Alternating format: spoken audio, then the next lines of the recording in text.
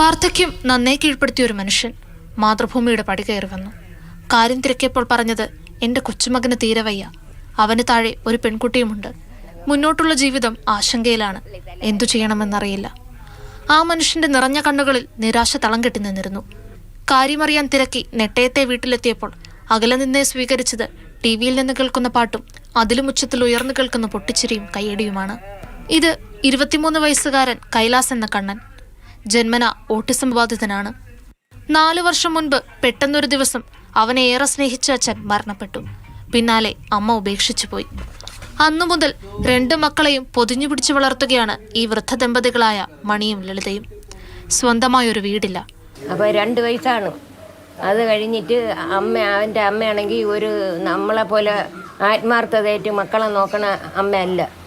കളഞ്ഞിട്ട് അങ്ങ് പോകും. ഞാൻ തന്നെ അന്ന് തൊട്ടേ ഞാൻ തന്നെ നോക്കണത്.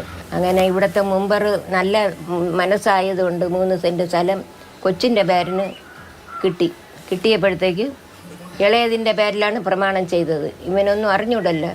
നീ വീട് വയ്ക്കണം, ഇപ്പോഴത്തെ കൂലി ഇതെല്ലാം കൂടെ വെച്ചുകൊണ്ട് നമുക്ക് ഒന്നും ചെയ്യാൻ വയ്യാത്ത ഇതിലാണ് ഇരിക്കുന്നത്. ലളിതാമ്മയുടെ പകുതി കാഴ്ച മങ്ങിയ കണ്ണുകളിൽ നിറയെ സങ്കടമാണ്. ജീവിതം രണ്ടറ്റം കൂട്ടിമുട്ടിക്കുന്നതിനായി ചെന്നൈയിലെ ഒരു സ്വകാര്യ കമ്പനിയിൽ ജോലി ചെയ്യുകയാണ് 20കാരിയായ കൃഷ്ണ. കൂടുതലൊന്നും ചോദിക്കാൻ കഴിഞ്ഞില്ല. ചികിത്സിച്ച് ഭേദമാക്കാനാവാത്തതിനാൽ തങ്ങളാലാവുന്നത്ര നാൾ പൊന്നുമോനെ പൊതിഞ്ഞു പിടിക്കാൻ മാത്രമേ ഇവർക്കാവൂ. സ്വന്തമായൊരു വീട് ഇവർക്ക് അത്യാവശ്യമാണ്. സർക്കാരിൽ നിന്ന് ലഭിച്ച 3 സെന്റ് സ്ഥലം മാത്രമാണ് ഏക സമ്പാദ്യം. താങ്ങാനൊരു കരമുണ്ടെങ്കിൽ ജീവിക്കാനാകുമെന്ന പ്രതീക്ഷയിലാണ് ഇവർ. ഒപ്പം തങ്ങൾക്കു ശേഷം പൊന്നുമക്കൾ കാറുണ്ടാകുമെന്ന ഭയം ഇവരെ വേട്ടയാടുന്നു. സുമനസ്സുകളുടെ സഹായം തേടി ഈ കുടുംബം ഇവിടെ കാത്തിരിപ്പുണ്ട്. പ്രേം ശശിക്കൊപ്പം ഇന്ദുലേഖ രേണു, മാതൃഭൂമി ന്യൂസ്.